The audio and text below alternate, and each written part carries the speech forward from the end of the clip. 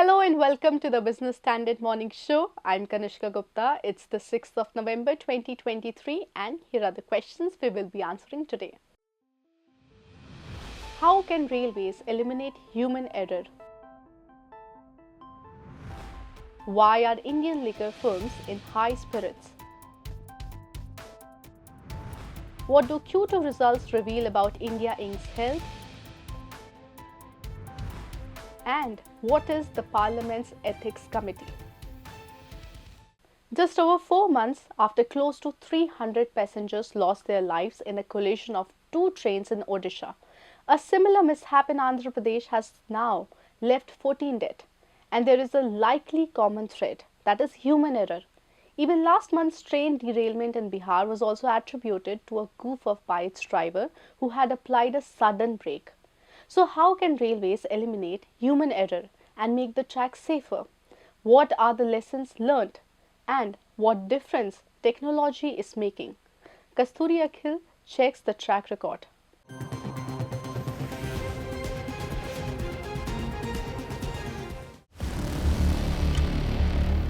Soon after, India witnessed its worst train accident in Odisha's Balasore, which left close to 300 dead and scores of other injured. Railways expert Srinand Char told Time magazine that the lines are mostly overutilized and clogged, and because of this, the time available to carry out routine maintenance activity has been shrinking.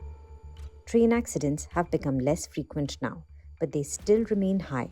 According to the latest NCRB data, there have been, on an average, over 23,000 passengers who have lost their lives on tracks between 2010 and 2021. The fatalities came down to 16,431 in 2021, but some of it may have been due to pandemic-led restrictions. And this year so far, over 10 major train accidents have been reported. The government has said in July that the number of consequential train accidents have steeply declined in financial year 2023 from FY 2001 in July. According to the latest available Indian Railways yearbook, there have been 22 level crossing accidents, 23 fires, and 182 derailment incidents from financial year 2018 to FY 2022. While the average share of collisions in the past 20 years in overall train accidents has been 4.7%. According to media reports, human and signalling error was cited as the plausible reasons behind Odisha's three-train collision and the recent mishap in Andhra Pradesh.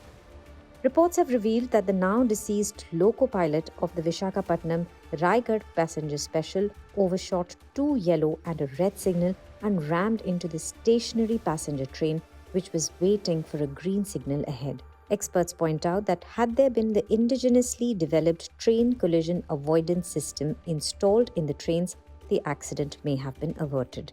The Comptroller in Auditor General 2022 report noted human error being one of the major factors responsible for derailments attributable to loco pilots. Human error was one of the causes identified in about 13% cases of the 1129 derailments, including two collision cases that occurred from 2017-18 to 2020-21.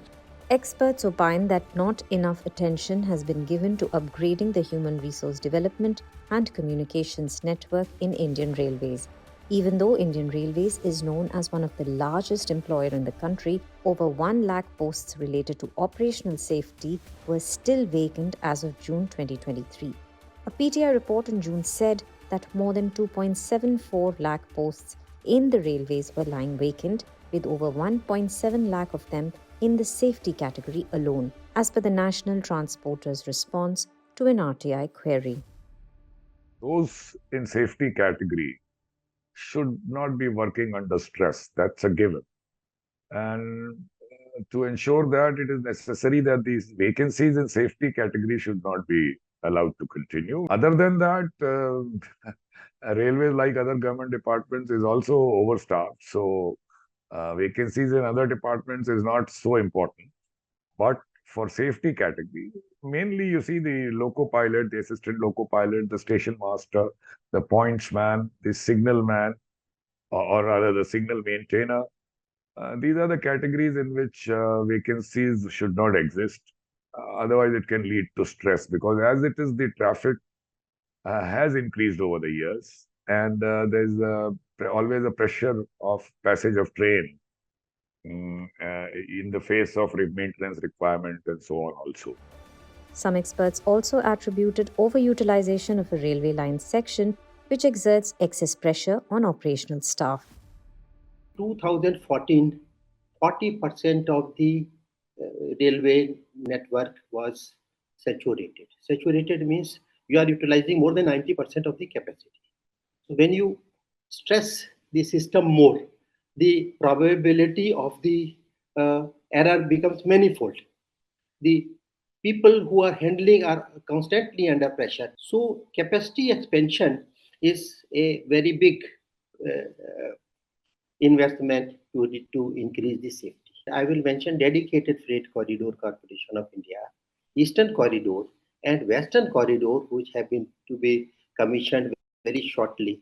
They will take 70% of the load of freight trains from the main lines to this. So this will be the capacity expansion, which will definitely add to this. The Kavach train collision avoidance system covers only about 2% of India's 68,000 kilometer railway network. It needs to be expedited. Recently, the government has flagged off several new high speed trains with updated technology, but the question still remains unanswered as to why hasn't the upgradation of the existing trains and railway tracks not been fast tracked. Experts suggest that railways need to increase their capacity by building more railway tracks to mitigate traffic congestion on existing routes so as to prevent train collisions. Moreover, the railway staff should periodically be updated with the latest technology and trained adequately for preemptive usage to prevent accidents.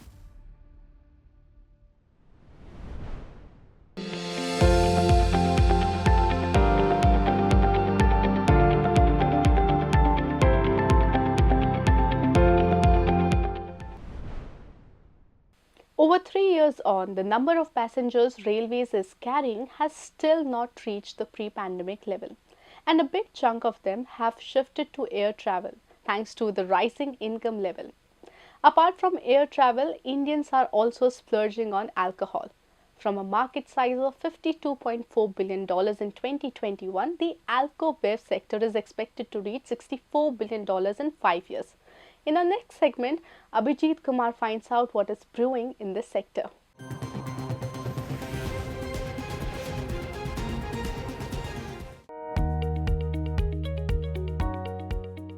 Made in India Whiskey, the Indri Diwali Collector's Edition 2023, also known as Indri Whiskey, was recently awarded the title of the best whiskey brand in the world at one of the world's largest whiskey tasting events, Whiskies of the World.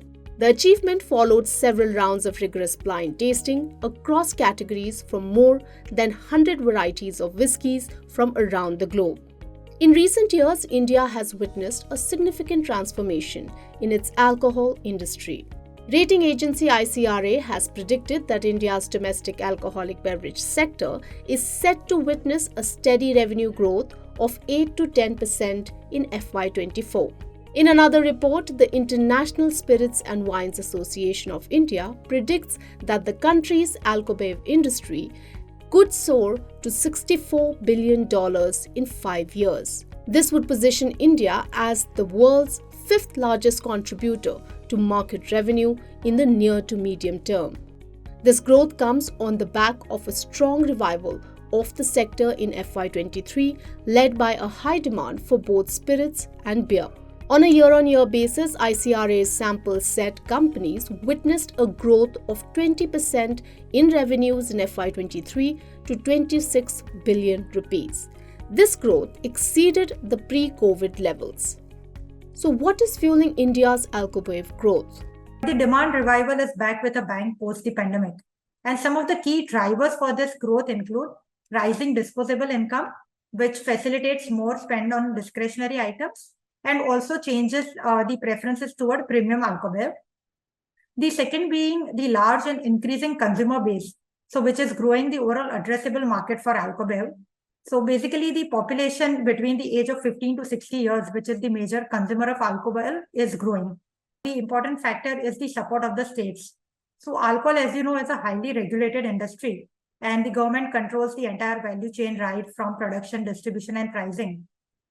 So we are currently witnessing some favorable changes in state policies. Analysts say traditional consumption patterns are giving way to new trends, and changing demographics is a major driver of this change. With a predominantly young population, the demand for alcoholic beverages is on the rise in India. This demographic shift has created a vast market for both domestic and international alcohol producers. The industry is not only poised for significant domestic growth, but also stands as the world's second largest exporter of whiskey, next only to the United Kingdom. A host of domestic brands like Amrut, Indri, McDowell's, etc. are in demand globally. The reason? A substantial portfolio, diversified footprint, and premiumization. Premium single malts whiskies crafted from locally sourced Indian barley and distilled within the country are garnering worldwide acceptance. Analysts point out the growing domestic consumer base known for their discerning taste and quality, which has led the manufacturers to refine the distillation process.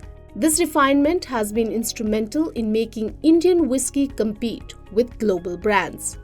There's been a culture of consumption when it comes to whiskey brands, right? And therefore, you have a discerning consumer, and that has helped sharpen the proposition. And some of the whiskeys that you get in India now are comparable to the best in the world, right? It's also just R&D in the manufacturing process, right? Because you have very discerning consumers, we've had manufacturers also go through this development cycle where they've been able to manufacture and distill alcohol a lot more efficiently, as well as using techniques which are comparable to the best in the world. However, while the industry's growth curve is heading north, it's not without its share of challenges. In the short term, the industry might face cost pressures as newer competition enters the market. Analysts suspect that the government's emphasis on ethanol production as an alternative fuel might also impact the industry's growth. The cost pressures is a key area to manage. So if you were to see, the grains and molasses are the key input costs for ENA, which is the major raw material for manufacturing spirits. The prices of these grains, that is rice, they have rallied by around 14% over the March to September 2023 period. The movement in grain prices, with investments happening in ethanol capacities for ethanol blending, and to see that how the region would be able to balance the supply and demand imbalance. From the market point of view, there is definitely increasing competition with many new players coming in, with huge brand spends. So everyone is trying to find a place for themselves. India's alcobev industry stands out with its diverse product range, commitment to high-quality brewing processes, and emphasis on premiumization. Following global recognition, Indian liquor firms now look forward to sustain the momentum and live up to the promise of becoming a significant economic force. No wonder liquor stocks have rallied up to 200% in the last 1 year. Moving on, the September quarter results season is drawing to a close with nearly two-thirds of Nifty 50 companies announcing their results. A read-through of the results show cyclical and commodity-linked companies having stolen the show, while IT has disappointed. In our next report, Nikita Vashisht and Rex Cano take a deep dive into the Q2 report card of India Inc. and examine if the growth trends are here to stay.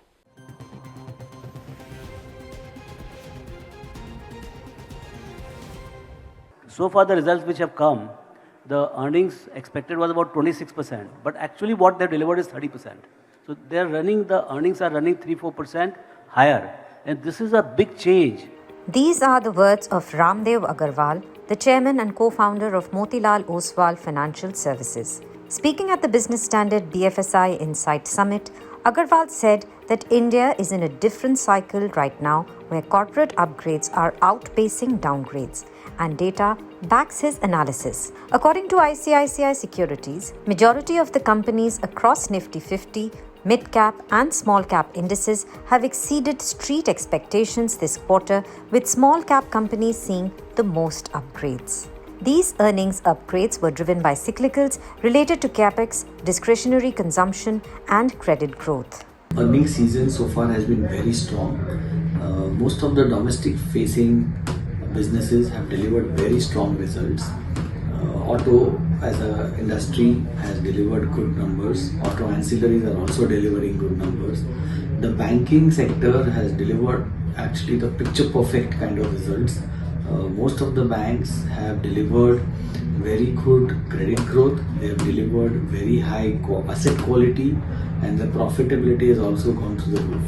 On an aggregate basis, net profit of India Inc., excluding financials, has increased 55% thus far in Q2. Among sectors, autos stole the show with a mammoth 137% jump in net profit, followed by capital goods. But will India Inc. continue to enjoy these tailwinds? As per Motilal Oswal Financial Services, the margin tailwind could moderate in H2 FY24 with base effect coming into play and pickup in some commodity prices. As a strategy, the brokerage is overweight on financials, consumption, industrials, automobiles, and healthcare due to growth visibility. Meanwhile, it is underweight on metals, energy, IT, and utilities, and neutral on telecom. This week, nearly 2,200 BSE listed companies, including Adani Ports, Hindalco, Nykaa, SAIL, and Zee Entertainment, will announce their Q2 results. Among global factors, movement in bond yields and developments in West Asia will be on investors' radar.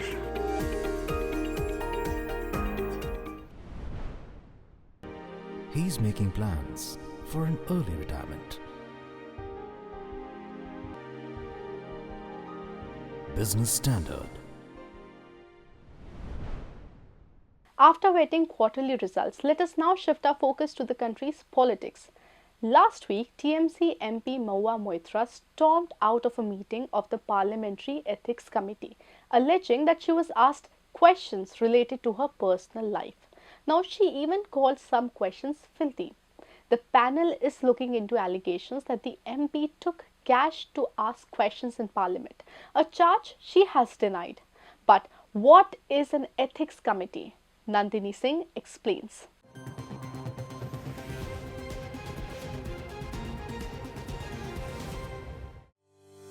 The Ethics Committee traces its roots to 1993, when the then central government had formed a panel headed by Union Home Secretary N.N. Vohra to look into the alleged links of criminal elements with government officials and politicians. In its report submitted in 1995, the panel highlighted a clear nexus between unsocial elements and politicians in various parts of the country. And it was in 1997 that the General Purposes Committee of Rajya Sabha, before which the report was placed, decided to have an internal mechanism of the House which would work as a self-regulatory body. It was then that an ethics committee of Rajya Sabha came into being in 1997. The aim was to oversee the moral and ethical conduct of the members. An ethics committee for Lok Sabha was formed much later in the year 2000, and in 2015 it was made a standing committee. It is one of the 36 parliamentary panels which are supposed to play an important role in upholding Parliament's dignity and ensuring there are adequate checks and balances. It is also the sole committee which probes common people's complaints against members of the Lok Sabha. In the Lok Sabha, both the Privileges and the Ethics Panel came under the same branch. While the Privileges Committee looks into complaints raised by MPs against officials, the media, or other MPs, the Ethics Panel handles people's complaints against lawmakers. The Committee on Ethics shall consist of not more than 15 members. All allegations against MPs are initially brought to the attention of the Lok Sabha Speaker or the Rajya Sabha Chairman. In the Lok Sabha, the Speaker makes a decision on the complaints and refers them to the Ethics Committee. The panel then summons the complainants to hear them and cross-examine their allegations. Following that, the MP concerned is called by the panel for deposition. After hearing both sides, the panel members deliberate and finalize a report which is presented to the Lok Sabha Speaker. If the panel recommends any punitive action, a motion is brought to the House based on the proposal and it is voted upon. Yes, any Indian citizen can file a complaint against a lawmaker. But in 2014, a subcommittee suggested that such a measure would allow any political rival to file complaints against a lawmaker on flimsy grounds. The rule was then modified to the extent that a complaint had to be submitted to the panel through a lawmaker.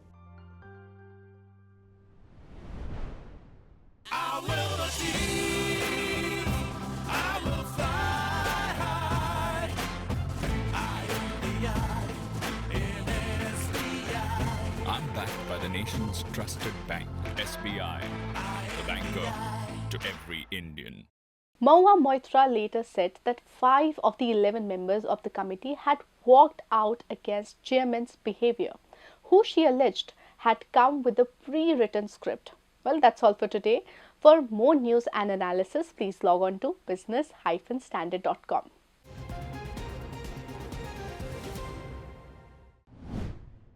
If you like this video, share it and subscribe to Business Standard.